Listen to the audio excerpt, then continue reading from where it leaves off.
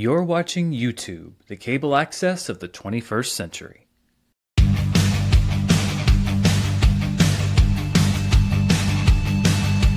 It's Wednesday, it's 4 p.m. where I am, and it's time to talk about movies and answer your questions.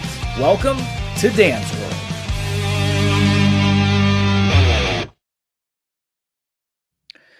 Hello there, everybody, and welcome to another edition of Dan's World. I'm your host, Dan Murrell. I'm looking at my settings on my computer. I checked all my equipment before we started the show. So if there is a problem with seeing me or hearing me, I'm going to be very upset because I checked, I double-checked, I triple-checked. It looks like I can be seen and heard. Hey, you can hear me and you can see me. So we're already doing better than we did last week. That's a great thing. Thank you for joining me today. We are going to talk about, once again, the proposed, I guess I should say, Paramount Warner Brothers merger, because David Ellison just escalated things in a way where now thousands of potential jobs and maybe the existence of Hollywood itself could take on a totally new definition if he goes through what he's threatening to do. So we're going to talk about that. We're also going to continue into the Paramount Warner Brothers merger a little bit and talk about the theaters themselves. There are two major theater chains here in the United States. A third one supposedly will be coming out later today with their opinion, that are in favor of the Paramount Warner Brothers merger. And it's something that the company has used as a shield to say that, hey, listen, the theater owners don't care. We're going to look into why they are in favor of the merger and why the major trade organization for movie theaters themselves has a different opinion. And we're going to talk about a sequel to a billion-dollar Hollywood hit that may be potentially in trouble, and the ticking clock as far as that movie getting made, and why that might actually be tied all the way back to what we're talking about at the top of the show, which is the Paramount Warner Brothers merger. So there is a lot to talk about. As always, I will also be taking your questions here on the show. Now, I was looking at some of the early comments that came in, and I saw one person say that they tried to send a super chat and it didn't work. That would be, I hope that's not the case throughout the show, because I love taking your comments. And if you send a super chat, I will definitely get to your comment here on the show. If that's the case, that's not an error on my end, because I haven't changed any settings as far as super chats go. As far as I know, there's no restrictions on this video itself. So if you can't send in a super chat, that's a YouTube bug. And really, that would just make a lot of sense. The week that I get everything right on my end is the week that there's a problem with super chats on YouTube's end.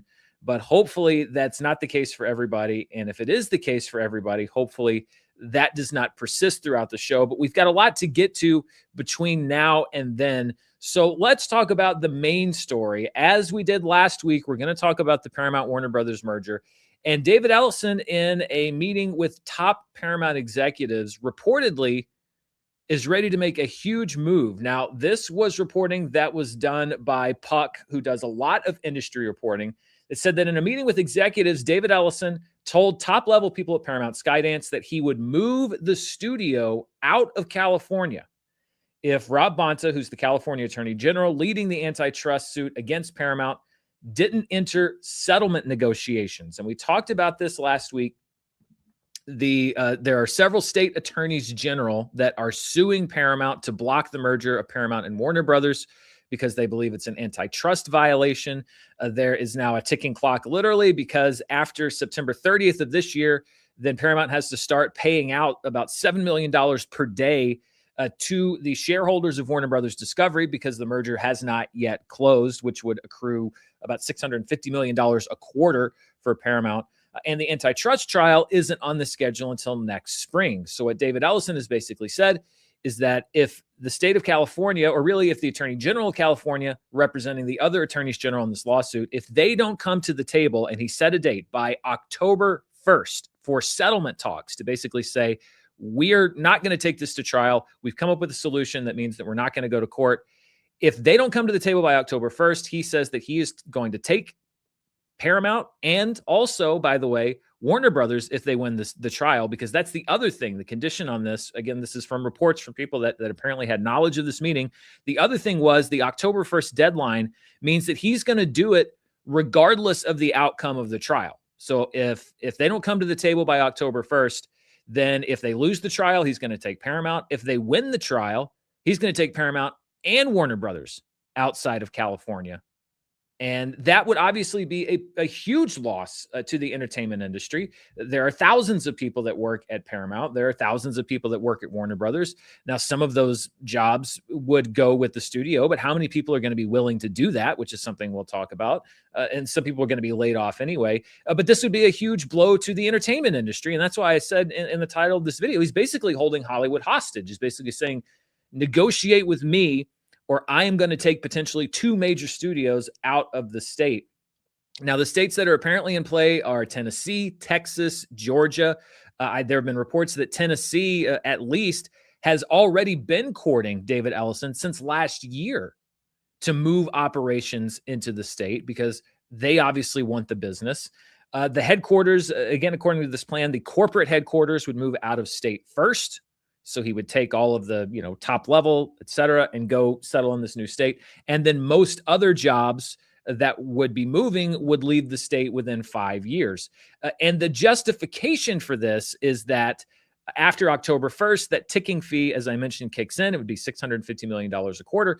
And David Ellison says that, well, listen, if you force us into this and we have to pay all of this money, these hundreds of millions of dollars, the cost of that is so burdensome to this company, a company, by the way, that's about to take on, if this merger goes through, billions of dollars worth of debt. But the cost of the ticking fee would be so burdensome to the company that they would be forced to relocate the company to another state that has a lower tax burden. And Ellison supposedly said that moving out of California would save Paramount $500 million per year in taxes, and that they could get even more money by selling the Paramount lot if the merger doesn't go through, and by selling the Paramount and Warner Brothers lots if the merger does go through, which, by the way, doesn't necessarily mean selling it to another studio. It could be selling it to a developer. And so Hollywood would not only lose the studios as an entity, they would lose these historic studio lots as well, because, the Warner Brothers lot could still be there. But what does that really mean if Warner Brothers itself isn't there? And this part of the justification was backed up by Makan Delrahim, who is the head of legal at Paramount. He'll be representing the company if they go to this antitrust trial. He said, quote, at a Politico event yesterday, there's a point at which you have a duty, a fiduciary duty to your shareholders, and those are the factors you consider. You have to look at the business environment, and you have to see what's best for not only the community, the business, and ultimately go to the place where you are wanted. So this is basically saying, hey, listen, we don't want to do it, but if they force our hand, then that's what we're going to have to do. Now, this is a change in position from what David Ellison told California lawmakers earlier this year when the merger was under heavy scrutiny from Congress. He sent a letter to California lawmakers saying that he loved California. He said, quote, I firmly believe that uniting Paramount and Warner Brothers Discovery presents a unique opportunity to build a true champion for the creative community, one that can and will bring more stories to life, support filmmakers and talent with real scale, and compete effectively on the global stage as an independent media leader. The Los Angeles area provides some of the most talented and well-trained film and television workers in the world. And it is my expectation that the commitments I have made will preserve and expand good-paying film and television jobs in the area. Paramount has deep roots in Southern California. My vision as CEO is to stay true to those roots. So, yeah, a little bit of a change in direction. I guess his vision was to stay true to those roots until it became financially inconvenient for him. And then he would threaten to take those thousands of jobs that he was so wholeheartedly committed to, staying committed to the real good-hearted Southern California workers and moving them out of state. But this is not a move that is exclusive to Paramount even. This is something that we have seen billionaires do before. Back in 2020, during the pandemic, Elon Musk threatened to move production out of the plant that he had in Fremont because of the stay-at-home order that was in place in California. He said that those rules were restrictive, and if that California didn't change the rules and allow the workers to go back to work, that he would take production out of the state. Now, eventually, Elon Musk just restarted production at that plant anyway on his own, and then he moved corporate headquarters, Tesla's corporate headquarters, out of California, but left the Fremont company or left the Fremont plant in production. So he didn't really make good on those threats. David Ellison pointed to his father, my father. I just get a Draco Malfoy sense from this guy. He pointed to his father, Larry Ellison, who moved the headquarters of Oracle out of California. And he said, well, listen, my dad moved Oracle out of California because of regulation and taxes, but he was able to keep the ties that he needed to Silicon Valley. He was able to keep all of the different connections he had in place, even after he moved the headquarters, out of state. So I could move the movie studio out of California and I can keep the ties in California, but we'll move the company and save the tax money elsewhere. And this is the MO that you see for billionaires now. This is how you see a lot of them running their companies. Basically, if you don't make policy that I agree with or that benefits me, then I'm just going to take my toys and leave.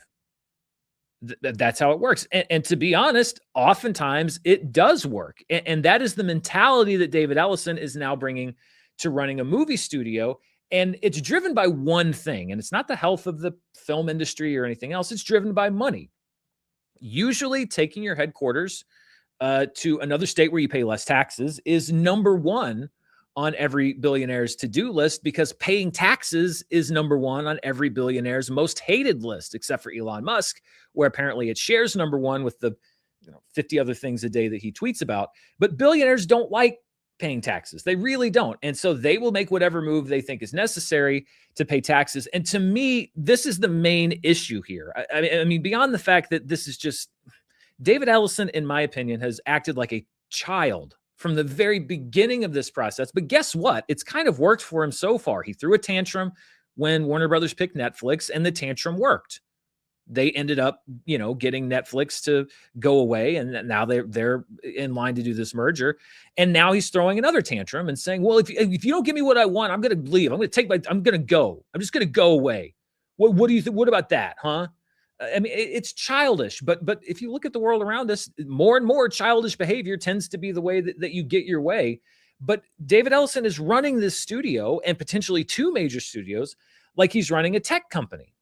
And this is happening more and more as tech acquires more and more things. We see this way of managing something with this kind of one-size-fits-all strategy that worked in Silicon Valley applied to every industry. And I think that very often that way of running things is not good for the company and certainly not good for the consumer.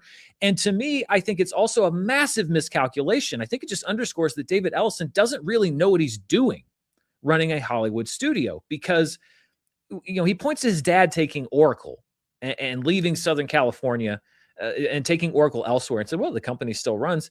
But maintaining ties with software developers in Silicon Valley is not the same thing as maintaining ties with creative talent in Los Angeles. You can't just move your executives to Nashville like you can with another company and still do business as usual. You can't just leave some office workers in Los Angeles and still run a studio the way that studios are run. Los Angeles is built on as much of an actual economy. It's built on a social economy. It's built on taking meetings. It's built on lunches with executives. It's built on having your finger on the pulse of the city. It's built on networking.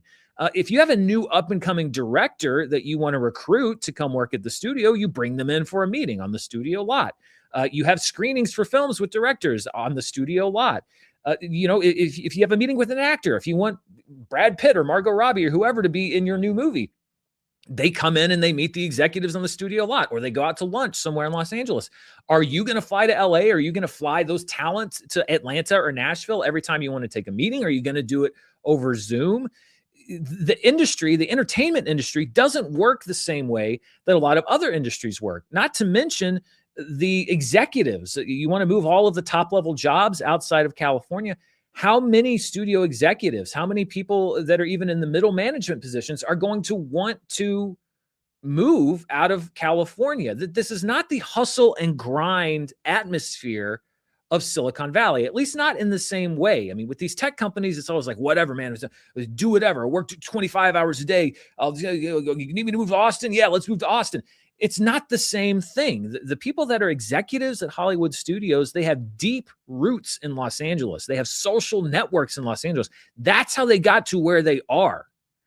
through that networking, through being in the town, through being visible. I know it's not quite the 1940s and the way that it used to work, but that is still very much the way that Hollywood works. So to just think that you could just pick up and move like you were any other company, like you were selling computer chips or even cars, is not the same thing. You can't just leave a factory like Elon Musk going in California and manage everything else the way that you do it as usual. That's not how the entertainment industry works.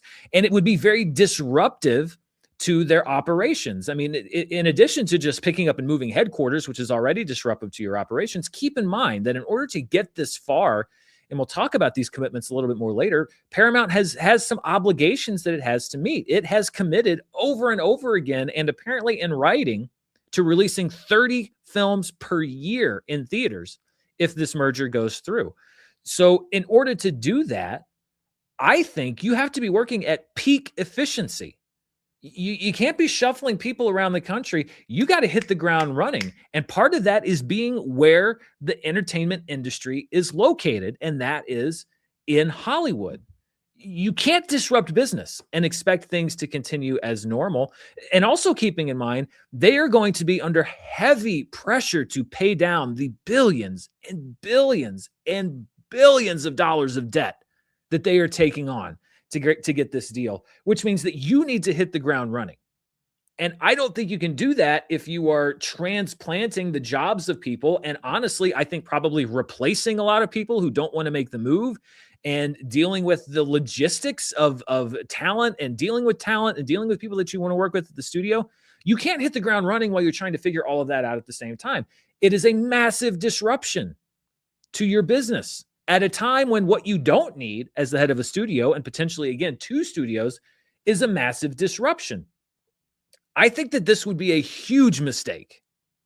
I can't even go into the stupidity, I think, of this idea. Not even moving one studio, but potentially also moving Warner Brothers as well. And by the way, you are at the epicenter of a heavily criticized merger. And one of the arguments you've been making is, hey, I'm not a threat to the entertainment industry. This is actually going to be good for the entertainment industry. So on the one hand, you have spent months trying to convince people that this is not bad for Hollywood.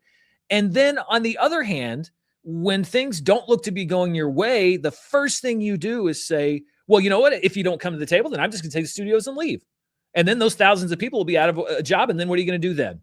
Well, that's not a very good way to convince people that you are not a threat to the entertainment industry. And that's not a very good way to convince people that you have an outsized amount of power, that you wield too much power in Hollywood, which, by the way, is what this trial is all about. That is on the docket for next year. It actually looks like you are very clearly exhibiting why you hold too much power in Hollywood and why maybe giving you more power is not the best idea. Because if David Ellison is willing to make this threat now, what's to say this isn't what he's going to do every time something doesn't go his way? Well, if you don't do that, I'm just going to leave. I'm just going to pick up and leave. How many people are going to want to be held hostage in that way? It's a supremely stupid thing. I think it's childish. And honestly, when I look at it, I think there are 3 possibilities here. The first one is that this is an empty threat. That, listen, he's looking at potentially losing hundreds of millions of dollars, perhaps billions of dollars, perhaps billions more if he goes to trial and loses. So he is making a move out of desperation and saying, well, what's the one card I have left to play? Well, if I threaten to leave, maybe that will force them to come to the table and perhaps negotiate terms to settle this lawsuit. That's the first possibility. The second possibility is that, of course, he means it. That come October 1st, if they haven't come to the table and they've started to settle, then he is going to go nuclear, and he will move Paramount and Warner Brothers out of the city, and that it could have been avoided if they'd gone to settlement. But he's like I'm a man of my word. He's like the Joker. He says he's going to do something. He does something, even if it's total chaos. That's the second possibility. This is the third possibility. And it's a little tinfoil hat. This is more of a conspiracy theory, I guess. But I don't think it's out of the realm of possibility. The third possibility I have in mind is, what if David Ellison was planning to do this anyway? what if he was already planning to move the studios out of state to save the hundreds of millions of dollars in tax money? Because again, billionaires hate paying taxes. It's the least favorite thing in the world. What if this was always his plan and he sees in this moment against a state attorney general of California and other attorneys general in other states, people that he's pretty sure are not going to come to the settlement table, that seem determined to take it to trial, and he sees an opportunity to move the studios out of state and deflect the blame away from him and over to the California state attorney general. So if anybody in the entertainment industry is angry, he can say, well, hey, wait, whoa, hang on. I didn't want to leave California. I wanted to stay in California. If you hadn't had such an unreasonable attorney general who wouldn't come to the table and work out a settlement for this antitrust suit, we'd still be kicking back, relaxing, having fun in the sun. I would have stayed in California forever, but they were so unreasonable. I didn't have any choice. I don't think that's out of the realm of possibility. He kind of gets to have his cake and eat it too. He gets to save the tax money and he gets to dismantle Hollywood while completely deflecting the blame. It's not so crazy, I don't think. I'm not saying that's definitely what's happening, but I'm saying I think that is perhaps one possibility of what's happening. But regardless of why he does it or doesn't do it, I still think that it's a supremely dumb, immature, childish move. But what else is new? I mean, that's what it's been since the beginning. And I don't think he should be. I don't think he should be in control of one studio, much less two. But that's just not how it goes. So we will see if this happens, if they end up going to settlement talks. And again, maybe nothing will come of this. But I think to basically say I'm going to hold the entire industry hostage unless you give me what I want, that to me does not paint the picture of what I think he's been trying to portray himself as, which is a sort of benevolent guy who loves Hollywood and I really want the best for the industry. Well, no, he doesn't, or at least he doesn't when his own self-interests are at risk. And so this is going to be very interesting to see what happens over the next several weeks and months. Will he make good on this threat? We're less than 2 months away from his deadline. So something's got to give. Either they're going to come to the table, either the California Attorney General is going to come to the table and say, all right, let's talk about a settlement, or he's going to have to, come October 1st, decide whether he's going to make good on that threat. So we'll see. Now, something else that happened in that same appearance at Politico, the head of Paramount Legal pointed out that the merger isn't such a bad thing because major exhibitors have come out in support of the merger. And that's true. AMC and Regal have both come out in support of the Paramount Warner Brothers merger. Now, Puck's reporting on this David Ellison story also had, I thought, some really interesting details as far as how Paramount won over AMC and Regal and was able to get their approval and support for the merger. And it says that there was a letter that David Ellison sent to theaters. It was a letter that he originally sent to the California Attorney General and didn't really get much response. So he decided, okay, I'm going to take these terms and I'm going to go straight to the movie theater owners and I'm going to propose it to them and see what they say. Now, in this letter, reportedly, he made some concessions in order to get their approval. He committed to 30 theatrical releases per year, which we've known for a while. He committed to a 45-day theatrical window, a 90-day window before a movie releases on streaming. So you could do digital rental, but before it shows up on Paramount Plus, HBO Max, etc. This is the key thing here. Reportedly, he also agreed to pay a financial penalty, which is payable to those movie theater chains if the studio does not meet its 30 film obligation. And that deal reportedly remains in place for 3 years. So if you look at it from a movie studio, or sorry, a movie theater perspective, this is potentially, in their eyes, I would imagine, a win-win. They either get a healthy pipeline of theatrical releases, 30 per year, or they get a payout from Paramount if they don't meet that commitment. Now, what we don't know is what the enforcement mechanism is on that payout. Is there some kind of a regulatory body, or would they have to go to court if Paramount doesn't pay it out? We don't know that. And then I think it's also, the question remains, and it would have to be hammered out if there's going to be a final agreement.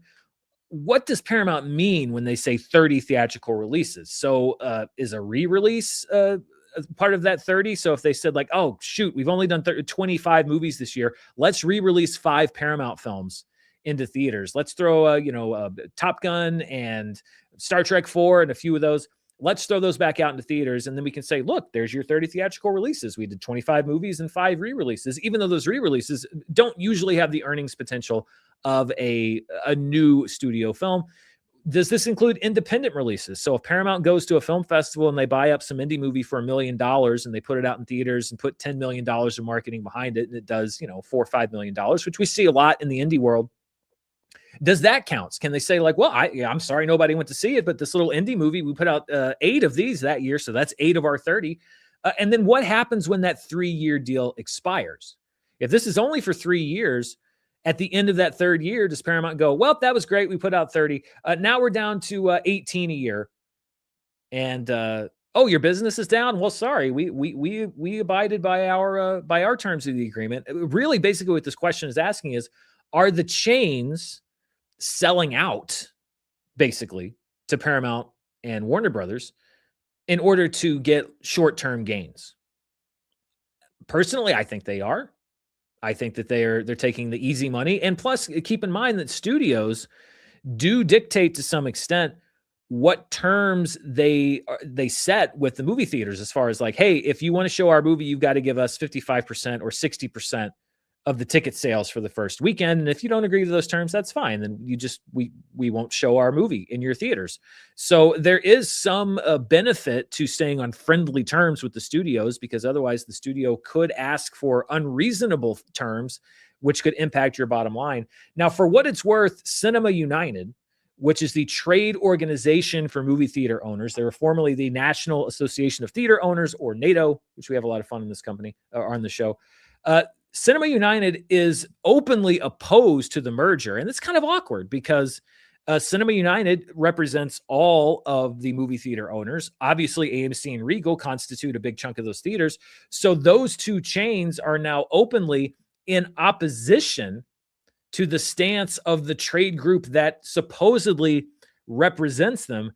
This was a statement that was made earlier this month regarding the Paramount WB merger. Cinema United said, quote, "The promises of support for theatrical being made in the media are high level and unenforceable, and as such do nothing to alleviate the harms. We will continue to argue against the expense of this highly leveraged transaction being passed on to theater owners and movie fans through increased costs.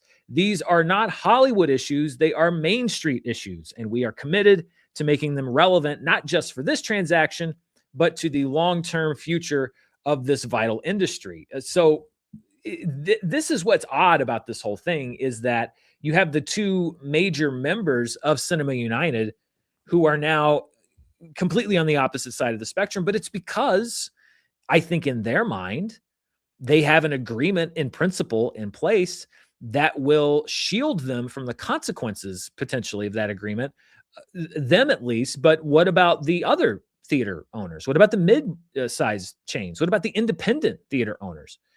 Unless they're also given this agreement, they are not shielded really from any of the economic fallout, because if Paramount doesn't make good on their 30 film a year commitment, well, the major chains will get the payout, but the independent chains or independent theaters and smaller chains, they'll be left with less movies. That's all they'll be left with. They won't have anything to cushion the blow. And I think that's why Cinema United is so in opposition, because they're not just looking out for their own interests. They are looking out for the interests of all movie theater owners.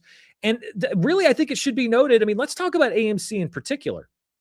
If you'll remember back in 2020, AMC threatened to pull all Universal movies from their theaters when, as the pandemic set in and theaters were closed, Universal said, okay, all of our theatrical releases now, they're going to go straight to digital. So you can rent and buy them at home, and they'll never play in a movie theater. And even when the theaters were closed, AMC said, well, listen, Universal, if you do that, then none of your movies are going to play in our theaters, and you lose the #1 movie theater chain in America. But what ended up happening was that they went to the bargaining table, and Universal agreed to a 17-day theatrical window. And AMC agreed to that because they got a slice of the digital sales. They got a slice of what people were paying to rent that movie or purchase that movie digitally after 17 days. And that window became the industry standard for a while, especially for Universal films. So if you're talking about damage to the theatrical exhibition industry, this is another case where AMC didn't really draw a hard line. They were just in opposition until they could cut their little slice of the pie out. And then as soon as they got a piece of the pie, they were like, yeah, fine. What damage to the theatrical industry? What are you talking about? Because they were getting paid. It's all about money. And I know that I sound, this is becoming the lefty Bernie social hour a lot of times, but that's because everything, it seems like, is minimized to money and shareholder value. And there's no eye on the long-term effects of anything. It's about, well, Q3 was down and we've got to get Q4 because if EBITDA isn't up by 10%, then our shareholders are going to revolt. Those record profits from last quarter weren't record enough because they expect more. And so everything is done for short-term profit, short-term gain, no eye on what the long-term consequence of anything is. And this is the thinking across executives in almost every single industry. Who cares about this person? Who cares about that person? Who cares what happens in 5 years? I want mine, and I want mine right now. Give me mine and damn the rest. And I think that's what we're seeing, quite honestly, with AMC and Regal. Yeah, okay, well, Paramount and Warner Brothers, maybe that's bad for the theatrical exhibition industry. Maybe that's bad for the entertainment industry. I don't know. But listen, I'm getting a piece of the pie for 3 years, so yeah, I'm all on board. This is destructive.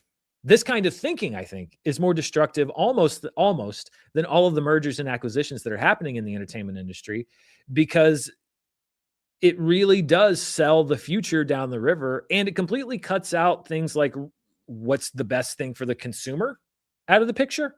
And it just becomes about the shareholders and shareholder value. And it's ridiculous. So as you can tell, I'm not really in favor of the big chains coming out in favor either, because I don't think that they have the best interests of moviegoers or even the film industry at heart. I think they have their own best interests at heart. Their quarterly bonuses, their salaries, their jobs. They don't really care about anything else. Okay, so this is the last story before we get to your questions. And as I mentioned, it involves the sequel to a $1 billion hit, and that $1 billion hit is Barbie. I think someone asked a question about this a week or two ago. There have been ongoing negotiations to make a sequel to Barbie, but Warner Brothers has not been able to come to terms on a deal with the four principals involved in the movie. That would be director Greta Gerwig, the co-writer of the film, Noah Baumbach, and then, of course, Margot Robbie and Ryan Gosling. Now, reporting in Variety says that the studio has made 6 offers in the years since the first film came out, and that all of those offers have been rejected. And the studio reportedly says that it's the most money they've ever offered to the team behind a film. They're saying, listen, I don't know why they're turning it down. We've never made an offer this big. The representatives for those 4 have said, well, that may be true of the offer overall, but individually, that is not true of the compensation. So yes, the total package may be, quote unquote, the biggest in entertainment history, but not everybody is clearing a record number. Now, the offers reportedly included an increase in upfront pay, so you're making more, on day one, as well as increased back-end participation for Greta Gerwig, for Ryan Gosling, and for Margot Robbie. Apparently, they all 3 made out very well with the first film, because mostly Warner Brothers really didn't know what they had with the first Barbie movie. So I think that there were probably better back-end participation deals than you might expect from a movie that's expected to do $1 billion. But the other thing is, there was no clause in anybody's contract to do a sequel because the studio didn't even know if that was going to be necessary. I mean, now that it's a huge hit, I think there's a bit of a revisionist history on Barbie, but going into the release, there were a lot of questions about that movie. Like, you're making a Barbie movie? Like, what even is a Barbie movie? It was a bigger risk than it looks like when you judge it by its success. Now, the interesting thing here comes when you learn who is reportedly holding this deal up. And according to this Variety article, it is just David Zaslav. Apparently, most of the other people at the studio are like, yeah, great, sure, pay them whatever they want. It was a $1 billion hit. We need to make another one, give them their money. And David Zaslav is the one that's saying, like, well, wait, no, we're not going to commit this many resources. This is too much. This is too rich.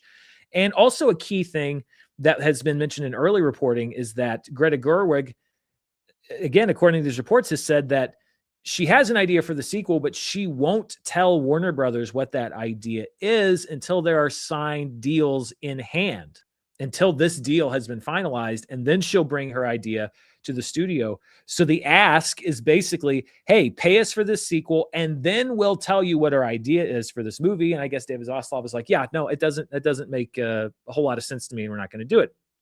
Now, here's where it gets interesting. If David Ellison was the studio head, he may potentially be more amenable to making this deal. He might say, hey, listen, new studio, we need a hit, pay them what they want, get it in production, let's get Barbie 2 going. And it would actually make sense. I mean, it's not a guaranteed hit necessarily, but it's certainly a big buzzy movie that's going to get people excited. But he has no say in it. As long as David Zaslav is the head of Warner Brothers, then he's the one that has full authority to make or not make this deal. And the intriguing part is that there's a ticking clock on this because the rights to Barbie at Warner Brothers expire at the end of the year. If they don't have a movie in production, then the rights revert to Mattel. And if Mattel has the Barbie rights, they can't make a movie with another studio with Margot Robbie and Ryan Gosling and everybody else because the movie Barbie and all of that stuff is the intellectual property of Warner Brothers. So if the rights revert to Mattel, it would basically be a reboot. If they wanted to make a Barbie movie, it'd have to be something completely different. And I don't know what the market for that. So if the Warner Brothers Paramount merger had closed on schedule before the end of the year, then David Ellison would be the decision maker, and he might be in a better position to approve the deal. But if it pushes into next year when the trial is scheduled, when David Ellison is in charge, it'll be too late because the rights will already have reverted back to Mattel, and he won't have the opportunity to make that decision. So this delay in the merger, not only has it affected the ticking fee and everything else we've talked about, it potentially could be the deciding factor for Barbie 2. So if you want to talk about leverage, I mean, if I was a Hollywood agent, if I was the agent for those four talents right there, I would say, listen, I've got the leverage here because if the clock runs out and the movie doesn't get made, well, yeah, no, our clients are going to miss out on a payday. But you're going to miss out on the sequel to Barbie in perpetuity. So are you prepared to do that? That's leverage right there, folks. That's Hollywood deal making. Now, as far as the overall wisdom of doing this, I've seen a lot of criticism of David Zaslav saying like, it's another stupid move from Zaslav. The guy that killed Batgirl, the guy that shelved Coyote versus Acme, he doesn't know what he's doing. And I'm no fan of David Zaslav. I'm really not. I don't agree with most of what he's done as the head of Warner Brothers. But if the report that the studio is not allowed to know anything about this movie is true, and the demand of having the deal signed before they know what the movie is true, to be honest, I kind of see his side a little bit. Because there are plenty of movies that made $1 billion or were very successful and then had a sequel that was not able to capture the zeitgeist in the same way and made a substantially smaller amount of money. Joker Folie à Deux is an extreme example, but Joker was $1 billion hit. They gave everybody all of the money to make the sequel at Warner Brothers, and Joker Folie à Deux was a ruinously tens, hundreds of millions of dollars lost failure. So it's not unprecedented that the sequel to $1 billion film may not be a guaranteed hit. And if the studio is not really allowed to know what even the movie really is, if they're asking for an exorbitant amount of money, and on top of that amount of money, you're going to have to be putting up the movie's production budget. And on top of that, you're going to be losing some of the back end to the stars and to the director. I kind of see the logic in saying, like, I don't know if we want to take on that amount of risk, especially if we don't really know what the project is. Now, would a sequel to Barbie probably make a lot of money? Yeah, I would say it probably would, but I'm not going to out of hand dismiss what David Zaslav is saying by saying like, oh, what stupid. He doesn't get the entertainment industry. I'm not saying he should play hardball to the degree that he has. And I think that they probably would make a good follow-up that would be successful. but I get it. I don't necessarily agree, but I get it. So we'll see. Tied into the Paramount Warner Brothers merger is also the sequel to Barbie. And depending on what happens with that, the fate of Barbie could very well be in their hands as well. All right. So let's take a look at some of your questions. I see some super chats came in. So some people were able to ask questions. Let's see who's asked what. The Tyler Take says, this is a test. Hi, Dan. All right. So the Tyler Take was able to send in a super chat. Test.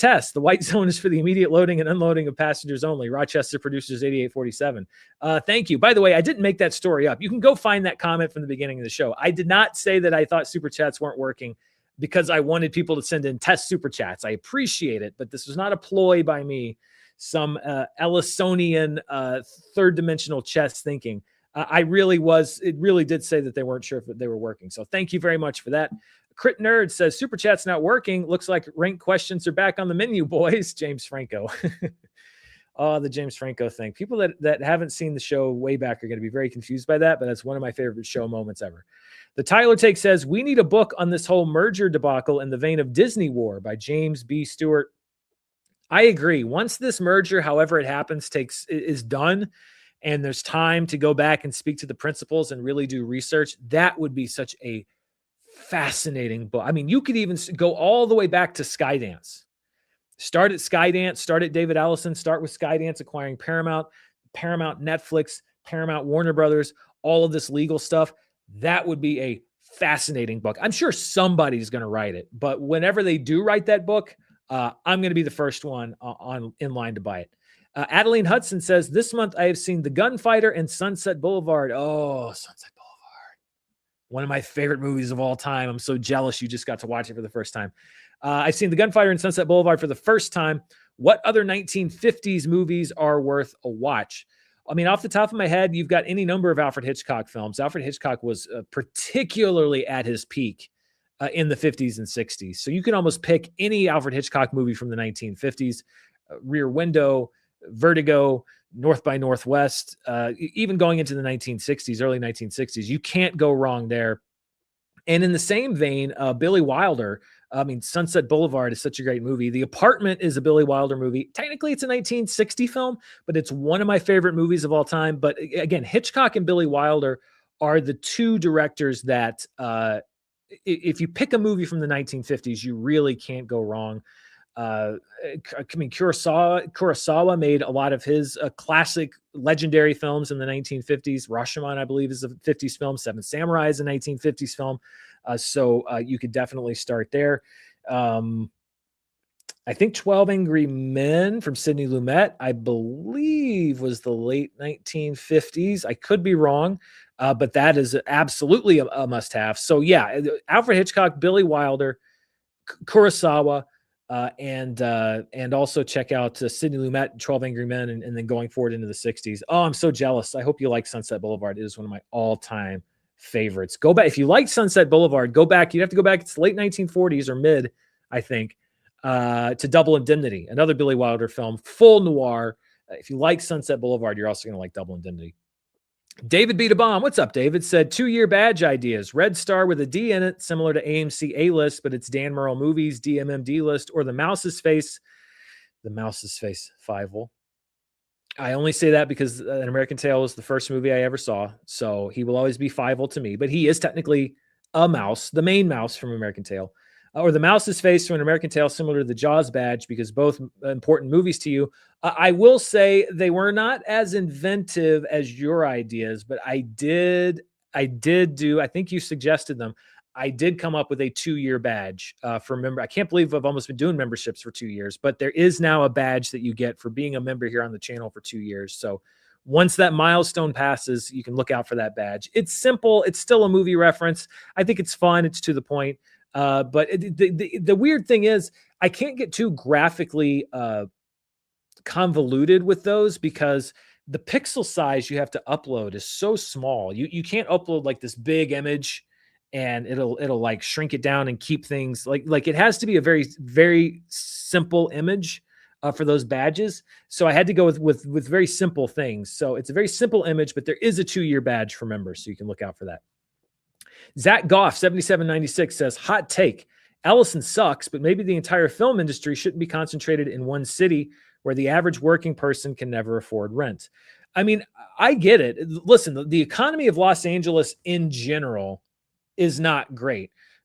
And the idea of Los Angeles being unaffordable has not always been the case. I mean, it is still a working class city, but it's less affordable for the working class, and that is a whole host of things, from housing regulations to the overall economy.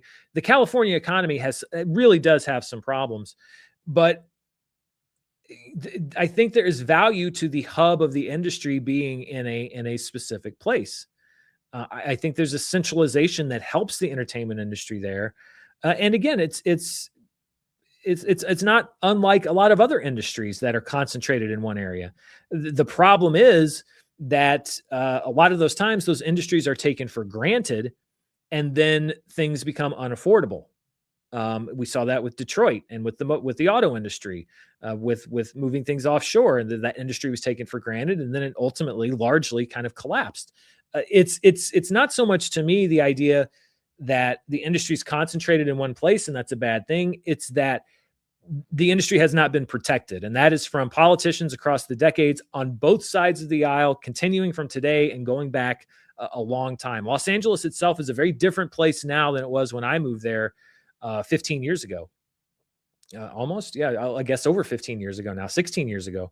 It is a very different place. So I'll agree with you there, but I think it's more of just the fact that care has not been taken to protect the industry. And if that care is taken, then I think it's actually very nice to have a very healthy, vibrant economy where people from all walks of life can afford to live there. Carter Ross says S tier list. Okay, sorry. S tier list, 1 out of 5 stars, 1 out of 10, 1 out of 100, fresh Rotten Tomatoes or others. If it was up to you, what would be the standard/fairest movie rating system? Well, not fresh Rotten on Rotten Tomatoes. That's too binary, and I don't think it's reflective of what critical opinion actually is. I like tier lists, but they're a little too general. You may see a tier list for a lot of movies on this channel in the next couple months.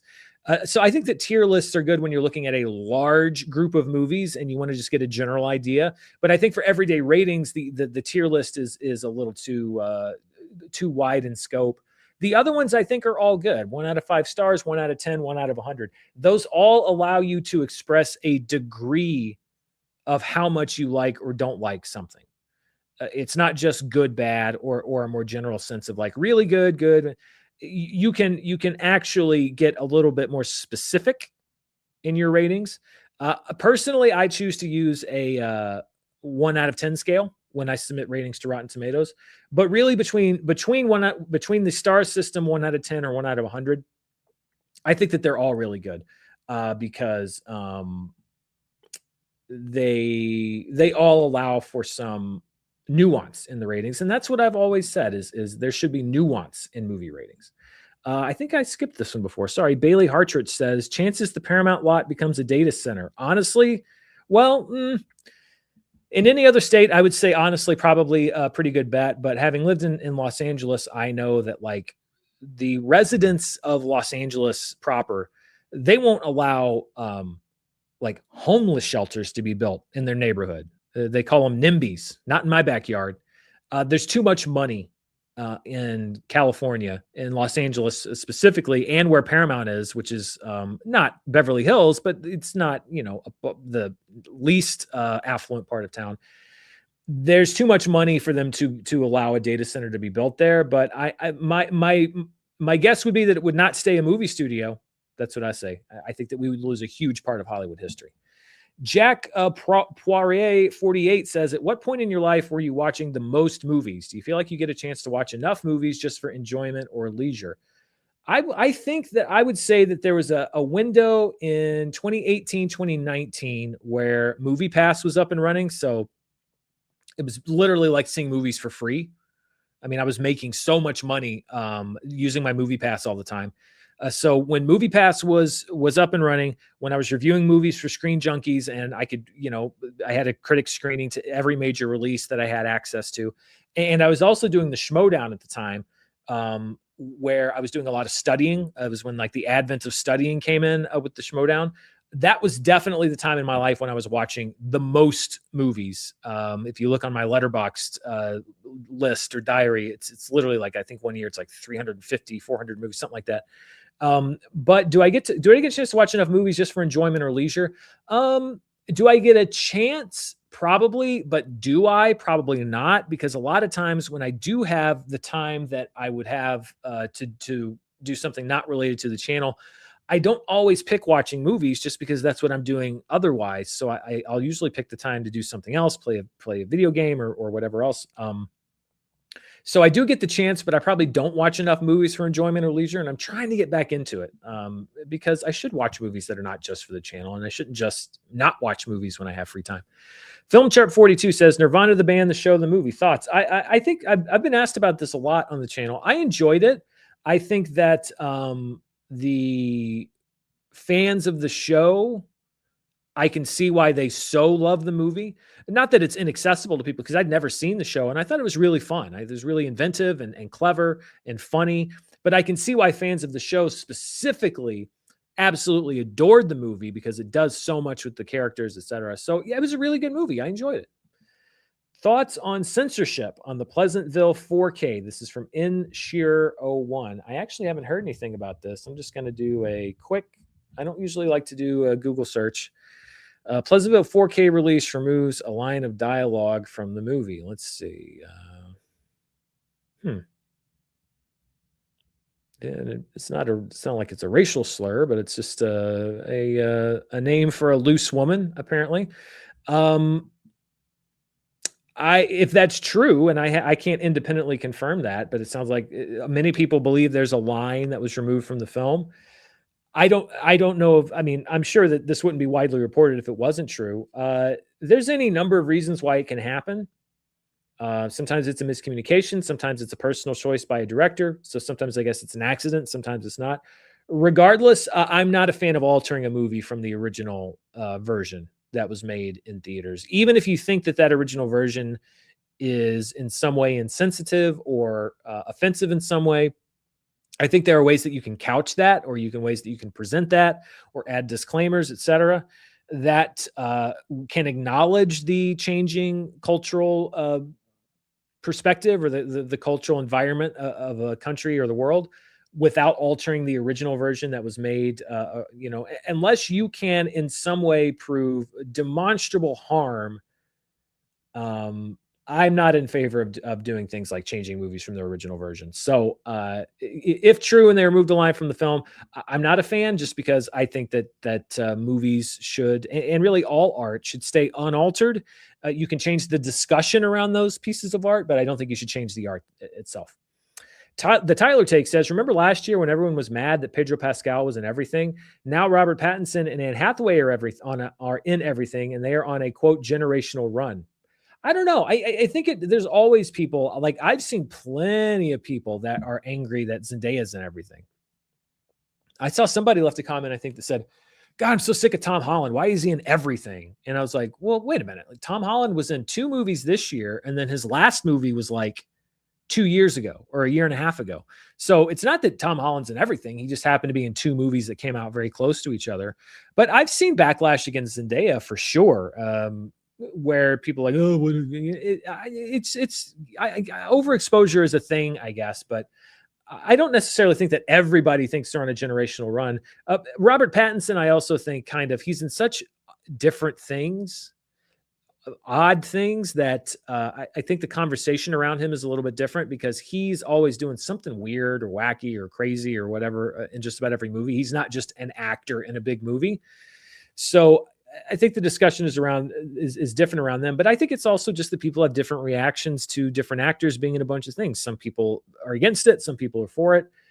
I think that you just have to go to different corners of the internet, and one person's generational run is another person's, oh, I'm so sick of Pedro Pascal or whatever. Svenus97 says, thoughts on Josephine movie trailer from Sumerian. I did see the trailer because I saw Josephine at Sundance, and I thought that it was actually a pretty good trailer to sell the movie that it actually is.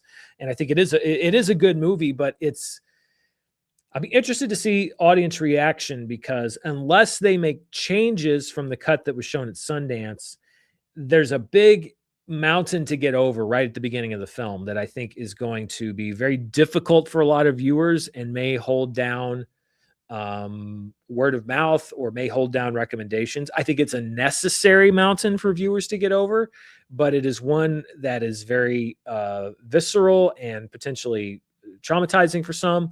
And that, so I, you know, when we talk about disclaimers around movies, I don't think that you should always hold people's hands with them, but that is one movie where I think that some education around the movie would probably be useful because that's going to be a very difficult movie to watch for some people. And I think that it's not a bad thing to allow them to make that choice ahead of time instead of kind of experiencing it and dealing with the consequences after. But it sold the movie very well. It did a good job of showing the tone of the film and the stakes of the movie. So I'll be curious to see what happens with Josephine. You know, Sumerian was not the distributor that many people thought it would be. They're trying to make a name for themselves. Let's see if they do. Freakstomp95 says, thoughts on the Dog Stars, flop or secret hit? It's a tough sell. I mean, Ridley Scott had generally, excuse me, a lot of his movies have been tough sells. If I was going to guess, I'd say probably closer to flop. After Obsession, who knows? But it's a hard movie to package. It's a hard movie to sell. What is it exactly about? I'm curious about it. I'm generally curious about anything that Ridley Scott makes, but I think it's going to be a tough August sell for audiences.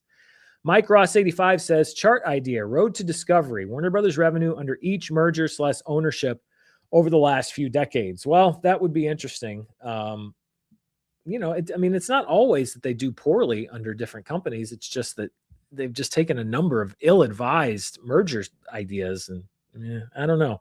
It would be interesting, though. I might check that out. Rochester Producers 8847 says, accepts the daily ticking fee, then throws a fit. Well, that's the interesting thing is, and this is going back to David Ellison, the ticking fee, he didn't just accept the daily ticking fee. He proactively moved it up. Netflix's agreement was for the ticking fee to be in December 31st. In order to secure the deal with Warner Brothers, David Ellison said, no. They're going to start December 31st. We'll start September 30th because we know that we're going to be able to get this deal closed. That was like, he added that as a selling point. So he's going to have to abide by a condition that he himself made. And that's why I say so much of this is short-sighted. He did that thinking like, well, there's no way we're going to have any problem with regulation. So I'm going to move up the ticking fee. And then when it looks like they're going to have a problem with regulation, he's like, oh, this ticking fee is too expensive. Well, you're the reason it's kicking in September. And you did that because you were in such haste. I got to get this deal. I got to get this deal. I got to get the studio. What do we need? What do we have to do? Tell us what we have to do to get the studio. And you got it. And so he makes these commitments. And then when the time comes to honor those commitments, he's like, well, wait, no, I can't do that. I just don't think he knows what he's doing. So it's not just that he accepted the ticking fee. He's the reason that it kicks in. If he had just let it stay at December 31st and acknowledge that maybe Warner Brothers wouldn't take the deal, but he's so desperate. I mean, the reason the studio is so expensive to begin with is because he couldn't wait until Warner Brothers actually went on sale. He came in proactively and said, I want to buy your studio and here's a lowball offer. And Warner Brothers said, oh, okay. Well, hey, let's take some other offers then. And then they ended up paying way more because Netflix got involved.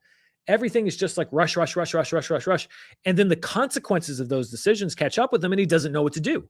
It's just mind-boggling. Damian Fenton says, hi, Dan, your Odyssey Conspiracy Theories vid was really excellent. What do you think will be Hollywood's response to its box office success? More fantasy epics, which would probably be the wrong lesson. You know, a lot of time, if it's a movie like Obsession, where it's kind of a genre thing, I think they'll take the wrong idea, which they already are doing, which is like, go find every YouTube creator and give them a bunch of money because we want to make our own Obsession. I don't necessarily think this is a movie where Hollywood's like, oh, how can we replicate this success? I think the answer is very clear. This is the Odyssey is very much a Christopher Nolan thing. So I don't see studios saying, oh, we can replicate this success unless you have Christopher Nolan. So this is a rare case where I don't know if Hollywood's going to take any bad ideas from it because it is so clear what the reason for that success is. And it's because they had a director who was committed to making this a must-see big screen epic. And he did. He succeeded in doing that. So unless the solution is clone Christopher Nolan, which maybe studios have looked into doing, that this one case where I don't see the studios taking any bad lessons from it. Spy Jam says, just know if they do 30 movies a year, then it'll be heavy generative AI. No other studio does 30 movies a year in theaters. I agree, but I also believe they have contracts in place with, that was what a lot of the writers and actor strikes were about. There are contracts in place that prohibit them from engaging in a certain degree of generative AI filmmaking. So I don't even know if their contract with the guilds allows them to do that. Plus, again, they're excited about generative AI, but like I don't honestly know what the consumer demand is for 100% generative AI films. Certainly among the younger generation, I don't think it's there. And I don't think there's enough there to say, oh, this will take the place of a regular Hollywood film. I think they're way over their skis on AI. So I'm not even sure if they could do a generative AI film. But you're right. No other studio does 30 movies a year. None of them. Dylan Fitzsimons 2278 says, before Oppenheimer, what would you say was Nolan's best film or personal favorite? Before Oppenheimer, I would say it would be either. It's weird because I like them for different reasons. I love The Dark Knight as a Batman fan. It was the Batman movie that defined its era, and I love it so much. And so on one level, that's my favorite Nolan film. But on another level, Memento was so meaningful to me at a younger age when I was in high school and college that that has a level of attachment to me that his other films don't. And then The Prestige is kind of a late bloomer for me, but I also love that. But I would say it would be either The Dark Knight or Memento. And if you forced me to choose, I'd probably say The Dark Knight. But there's very few that I just flat out don't like. I admire elements of every one of Christopher Nolan's films, even ones that I'm not as huge a fan of. Lampington24 says, hi, Dan. I'm in pre-production on a film I wrote and trying to find ways to fundraise. Any advice on connecting with donors, producers, not in LA or New York City? Well, crowdfunding is always an option. I think that what you have to do more than anything, if you're trying to find people to fund your film, you have to provide a real clarity of vision. And to me, and listen, I'm not a filmmaker. I've never taken a film out to pitch, but to me, that means not just emailing somebody and saying, hey, I have an idea for a movie. Will you read my script? I think that you have to put a little more skin in the game, maybe come up with storyboards or some visual representation of the vision that you have in mind for the film. So it's not just, hey, I have an idea and I want you to pay for it. It's, hey, I have an idea. Here's a look at what that idea is going to be.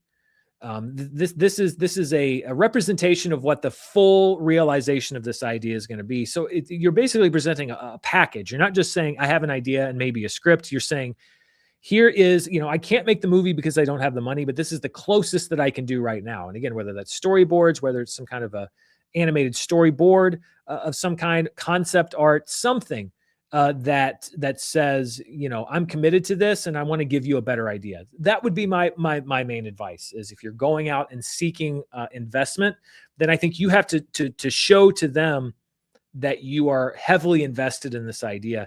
And as far as like finding them specifically, that can be a little tougher. I mean, like I said, I've never really taken a movie out to market before, but look up different companies, different production companies. Most of them have a number you can cold call, and you might get a lot of people hanging up on you or giving you the runaround, or you might get ghosted, or you might not get a lot of emails returned. But if you get 99 emails that aren't answered and you get one answered that does matter, well, then it was all worth it. So, I would even try looking at small to mid-sized financing companies and just, contact them. They get it all the time. I promise you. The worst they can do is say no or hang up on you. They're not going to call the cops. Dylan Fitzsimons 2278 says, thoughts on Arnold Schwarzenegger, both as an actor and a public figure.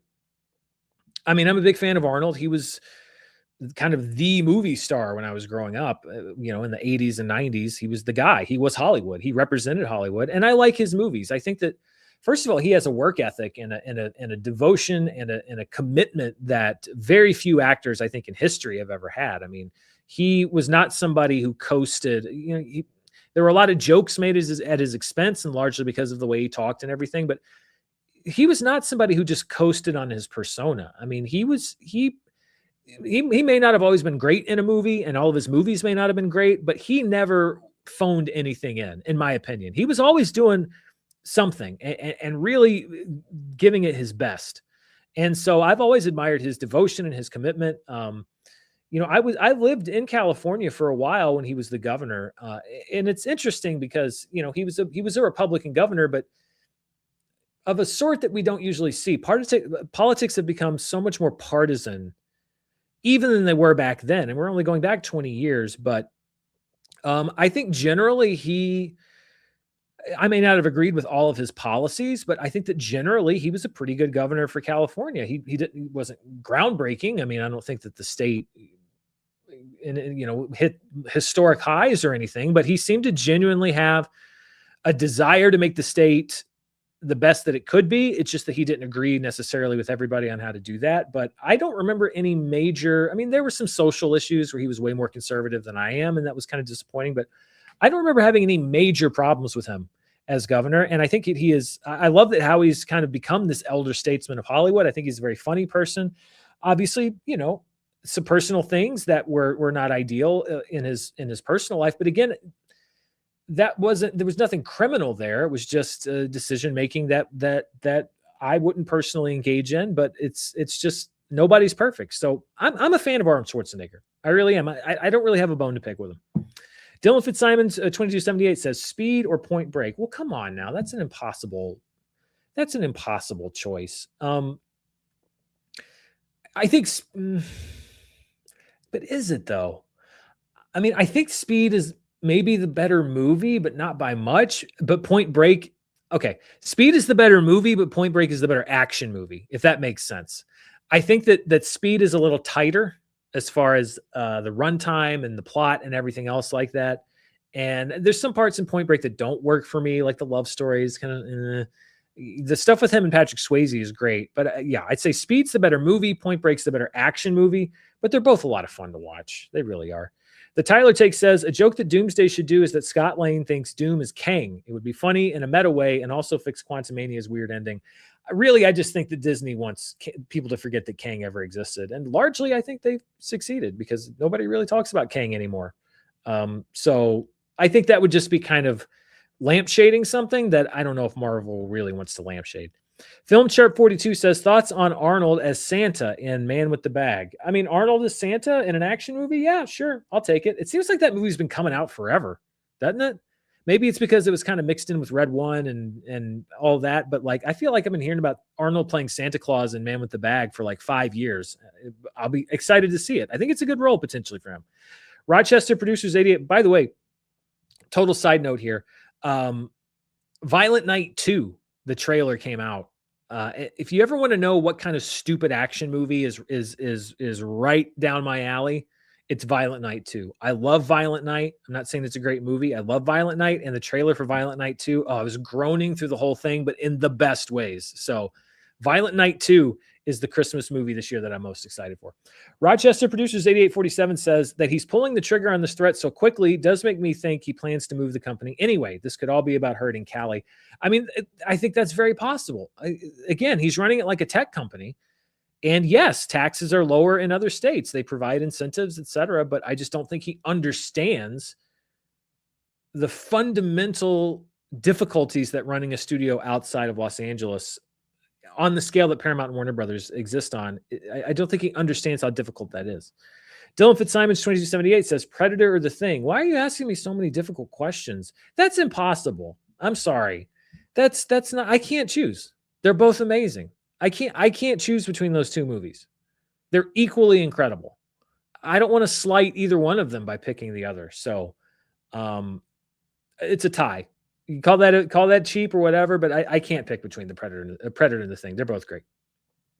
Eric 2995 says, should Marvel sign a new contract with Tom H?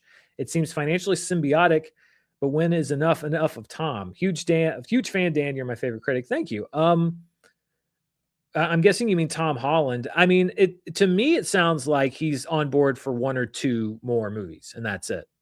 I think that he's in a position where he can dictate how long he wants to play Spider-Man. And it sounds pretty obvious to me that he has no plans on being Spider-Man forever. He doesn't want to be Hugh Jackman and still playing the character regularly in 15 or 20 years.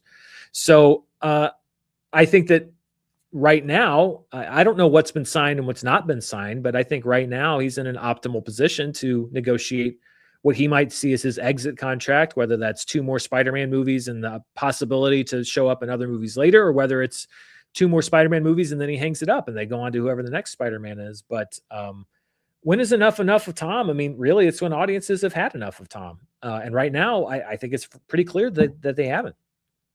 Viper 0188 says, would you do a vid on theater ownership or operation?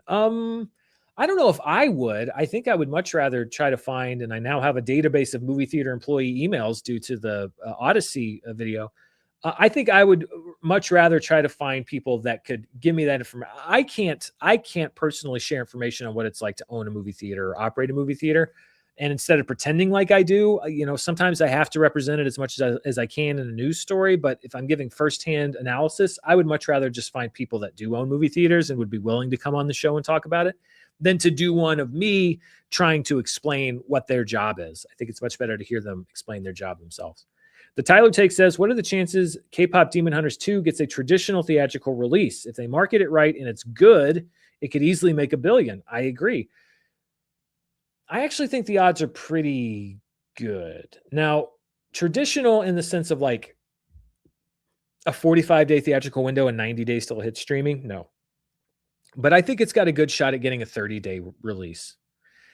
The potential for money making there is just too much. And Netflix has not had the best year. I mean, we talked about it on charts all year.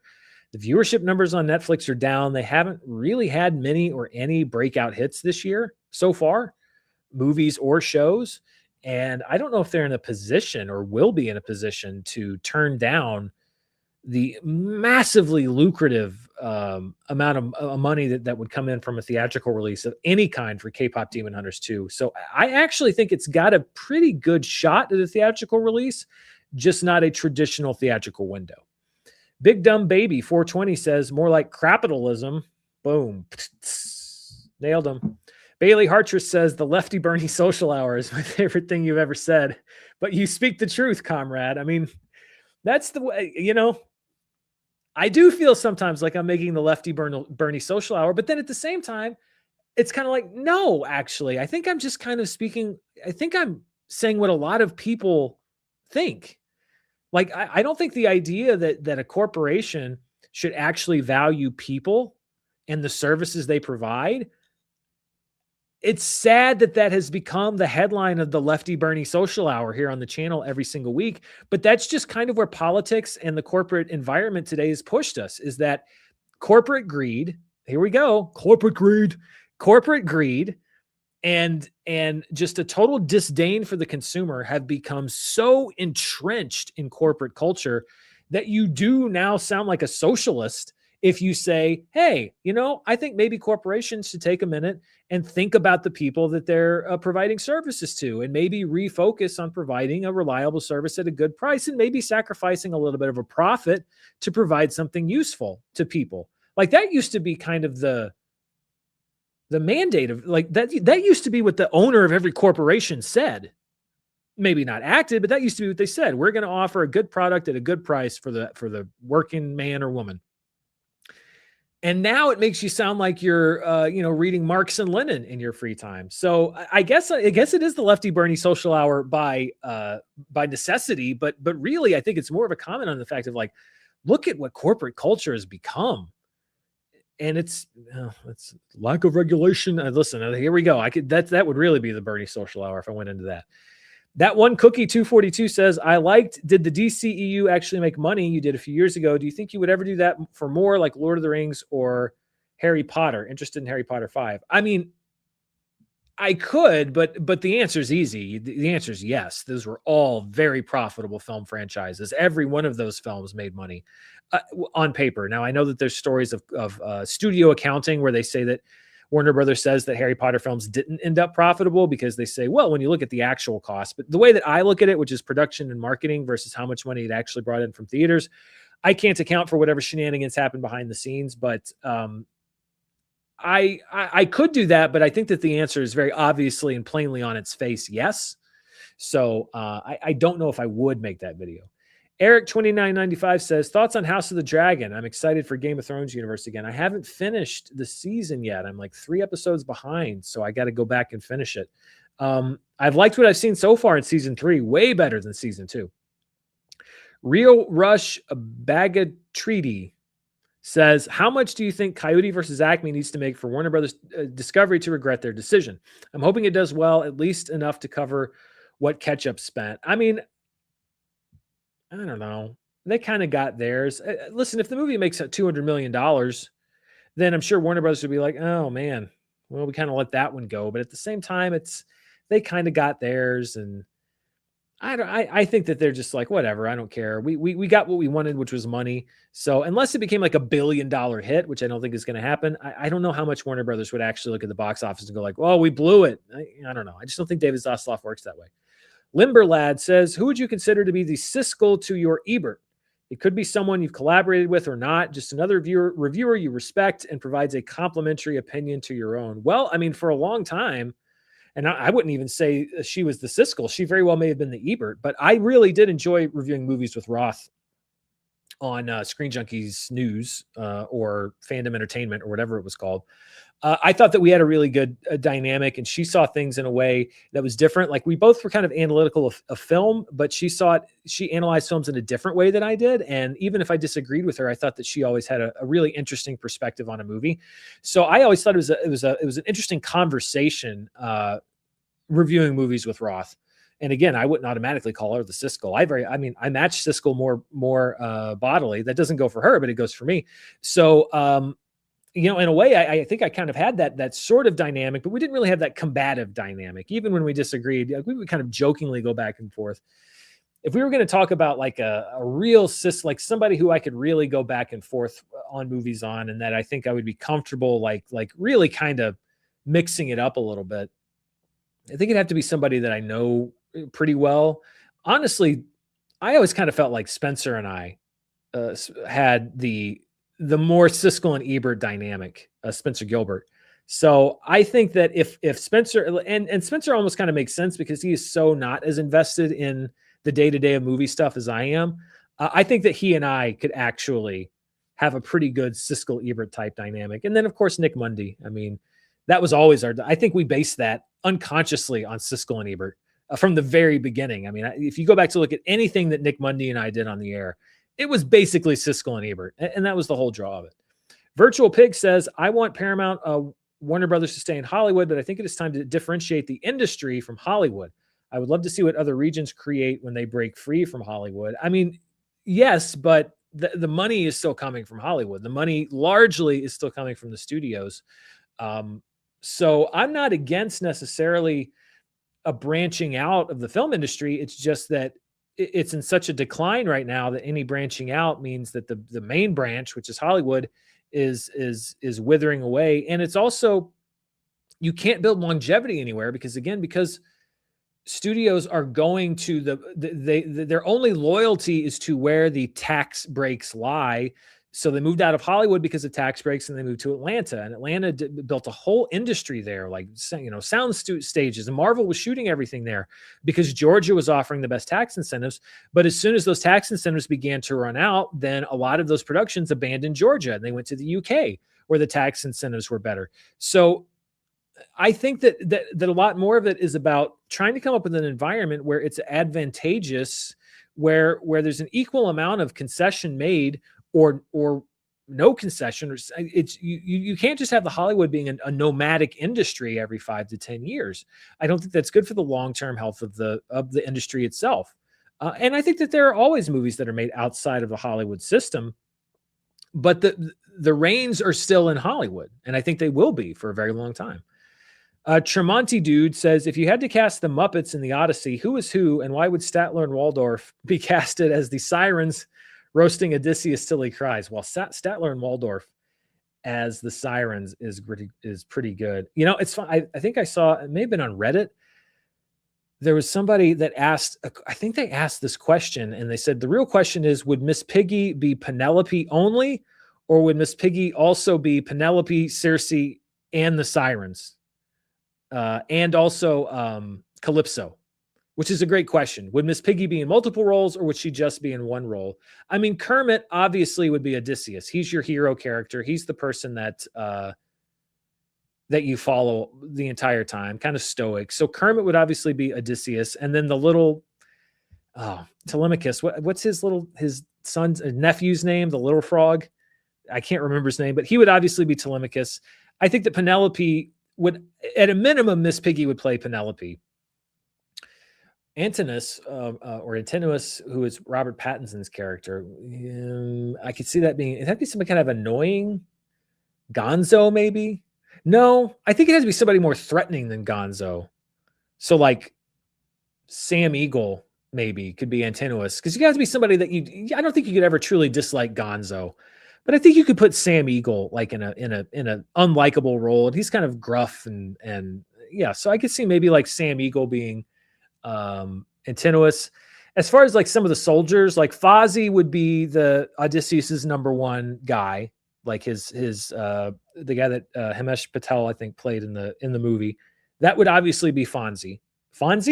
Hey, Fozzie Bear. That would obviously be Fozzie. Gonzo. Who would Gonzo be? Well, the Cyclops would be the guy who's I wish I knew more about the Muppets, like the monster that's got like the big flappy mouth, like the kind of bounce, the brown monster, the blah blah blah blah. That would be the Cyclops, I think, no question. I mean, Gonzo could be Cersei, but there's so much involved that because magic and whatnot. I guess it could be Gonzo could be Cersei, but I'm not so sure. I think you got to, but could Janice be Cersei? I don't think so. I don't think the problem is there's not as many good female Muppets as there are male Muppets. So I almost think Miss Piggy would be forced. I'm spending so much time on this question, but it's actually a very interesting question to ask. Yeah, that's interesting. Fan cast your Muppets. You got to find a room for Rolf somewhere, and the Swedish Chef. Oh, the Swedish Chef should be Cersei. And he's like, he's got his chef hands and stuff, and he's cooking food, but then he like reaches over, he's like, and he like changes the faces and stuff. Okay, so the Swedish Chef is Cersei for sure, 100%. I know we have to do a bit of a gender switch there, but yeah, the Swedish Chef is Cersei. We have to find room for Rolf, maybe one of Odysseus' soldiers, or maybe Rolf is just playing music in the, when everybody's hanging out there. Yeah. Okay. I'm happy that I came up with the Swedish Chef Cersei thing, and so I'm going to move on. Wells 009 says the recent 4K Blu-ray of Pleasantville is edited. If we can't depend on physical media for film preservation, what can we depend on? James Franco. Well, that's why I think that it's important to make sure that films are unedited. I think that when you have the rights to a film, and especially when you have the rights to a film and you're issuing it for physical media, which I think is for in perpetuity, I think that you have a responsibility to maintain that film's integrity in the historical record. So I'm not in favor. You shouldn't be editing films like that unless it's very clear, if you're doing George Lucas and you want to say I'm making a special edition and I'm changing this movie, okay, that's fine. You very clearly said what you're going to do, but you also can't, like George Lucas, make the original version unavailable in an equal format. You can't remove the original version. You can supplement it with changes if you want to, but I think that you do have a covenant and a responsibility to always make sure that the original film is always available. And I think it's even worse if you're going to make changes to a film and you don't disclose what you're doing. I did a video about this a few years ago, The French Connection. There was some racial language, some slurs that are really uncomfortable in that society, but more so in today's society, that were removed from a version of the film. And there was a question over who approved it and why it happened. And it shouldn't have happened at all. It's not that I'm defending the use of those words. I think those words are abhorrent, but they were a part of the film as released. And I think that you owe it to maintain that history and that record. Drew Skizzy says, moved into my first house in Metro Atlanta yesterday. Congratulations, and had charts on my first dinner here. Thanks for making a new place feel a little less empty. Well, that's very nice. One of the nicest comments I've gotten in a while. I'm glad I could help you break into your new house. I was doing that about this time last year. And I know how, especially when you don't have furniture or anything yet, I know it's nice to have something comfortable and familiar to kind of make it feel like, oh yeah, this is my home. So thank you for choosing me. I'm glad it can make your house feel more like a home. Spy Jam says, hey Dan, did you see my earlier super chat? Well, let me see. I don't see one from you in my you asked if they do 30 movies a year, then it'll be heavy generative AI, because I did talk about that already. That's the only one I see from you here in my list. So yes, I did. If you're talking about the generative AI question, I did. And we discussed it a little bit here on the show. AIO fan BLK says Nirvana, the band, the show, and the movie are both on Hulu. As someone who also has seen the movie, I'm excited to watch the show. Matt Johnson, director, says he prefers newcomers to watch the movie first anyway. That's interesting. I didn't know that.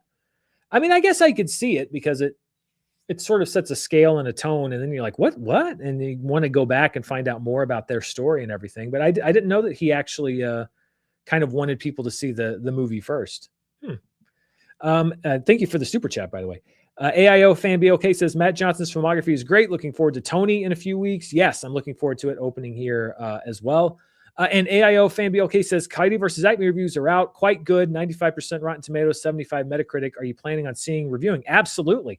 I don't have any invites or anything for advanced screenings as of yet, so I'll probably go see it when it hits theaters. But that's one of my most anticipated of the year because I've heard so many good things about it. So yes, I will definitely be planning on seeing it and reviewing it here on the channel. Mandy Death 24U or Mandy Death 2 for you says, why don't studios use more trickery in trailers to preserve reveals? Use fake ADR scenes, misleading editing. These large franchises could afford it. Well, Marvel did that to a certain extent. They were putting visual effects shots in some of their trailers that were not in the movies themselves. And I think they literally, it didn't go anywhere, but I think they got sued for it because people said that it was false advertising. So you got to be very careful. You can't reveal too much, but you also can't promise anything that you don't deliver. And so I think that the negative consequences of doing that, of cutting a trailer that was not just leaving something out, but that was putting things in that trailer that weren't in the movie, I think the negative consequences outweigh any positive that you can get. And it could possibly go into the realm of false advertising, depending on how heavy the changes you made were. Film Chart 42 says best film Santa. Okay. So I'm a little biased because, and I've said this before, I think it's right here behind me. It was at one point. Maybe it's over here. Yeah, here it is. When I was a kid, and I went to visit my aunt and uncle all the time, they lived in the country. They didn't have cable or anything. They had 3 channels and 2 of them came in clear on a good day. And they owned like 4 movies. And this was one of the movies, Santa Claus the Movie, which is, if you haven't seen it, it's a bizarre film. Dudley Moore plays an elf who leaves Santa's workshop because his work isn't being appreciated because he wants to modernize everything. So he goes and works for a big tycoon played by John Lithgow, and he invents candy canes that make you fly if you eat them, but they also are like really unstable and dangerous. It's a bizarre film. And David Huddleston, who played the Big Lebowski, who played the older Jeff Lebowski in The Big Lebowski, plays Santa Claus. I watched that movie probably 100 times when I was a kid. So to a certain degree, he will always be my favorite movie, Santa, because that movie is so closely tied to my childhood. But if we're going to go apart from that, well, I just said I love Violent Night. So I love David Harbour as Santa Claus, although he's certainly not the traditional Santa. Tim Allen, I thought, made a pretty good Santa. There have been a lot of really good movie Santas. I'm trying to think. It's hard to screw up the role of Santa. Ed Asner is a great Santa. And Elf, like just your classic Santa. I think he's really good too. AIO fan BLK said, to be clear, love this show, but I remember when announced that you plan to occasionally have guests. Any plans for that? Love the show either way. Maybe at some point. It's just that all my friends are busy and I'm busy too. So possibly, but it's not like a huge priority. Plus, as you can see, I have a hard time getting it so that I can get myself on the air, much less involving anybody else. Bailey Hartchurch says, can you do the Bernie impression again, Dan? Thanks. I mean, I don't know if I feel like my impression of just about anybody is an impression of someone else's impression. Like my Mark Wahlberg is more of kind of an impression of Mark Wahlberg's with a Bernie. See, and the other thing is when you ask somebody to do something, then I get in my head about it and I don't do it as well. It's like, well, the top 1%, the bottom 93%. Like I don't even know if it's that much of a good impression. I think it's just he's so imitated already that it's pretty easy to do. We only have a couple questions left as well before we close out the show. So if you haven't sent your question in yet, go ahead and hold that question for next week because we're already at an hour and a half. Wow, we've done a long show this week. Samuel Blachon says, hi, are you going to review Coco Melon, the movie? I doubt it. I do generally try to keep an open mind about certain things, but there is a minimum level at which I'm like, I don't even know if it's worth having my opinion on it. Like, I'm not going to go see the Paw Patrol movie because it's kind of immaterial, you know? Pixar movies are different, and even Minions movies, I think, are different, but there's sort of a minimum level at which point it's like my opinion of it is very irrelevant, and it would also be weird for me to just go see the Paw Patrol movie by myself. I would feel odd, and I think it would be odd. So I don't know if I'll see the Coco Melon movie, at least not in theaters. And finally, Sarberry 12 says, go Noles. Thank you. Go Noles. We're almost back at football season. I can't wait. I don't have high hopes for this year, but I'm always excited for Florida State to come back. Let's see if there's anything. Benjamin Elliott says, I feel like it is not just billionaires who have left California for better places to live this decade, not just businesses, individuals. Yeah, I mean, there's so many that have left. I think I left it out of the show, but there were, I think Peter Thiel and Larry Page from Google have left California because they don't want to pay the proposed wealth tax. So yeah, it's all about taxes. Okay. Oh, this is great. We've got some Muppet suggestions here. I should have known this would come in. Let's see. The Electric Mayhem are the Sirens. Okay, that's pretty good. That's pretty good. Statler and Waldorf. John Leguizamo is Pepe the King Prawn. Okay, so I could see that. I mean, I don't know. I feel like, yeah. I feel like maybe Rolf is Homer narrating. That would be a good one. It's a key role for Rolf. Animal is the Cyclops.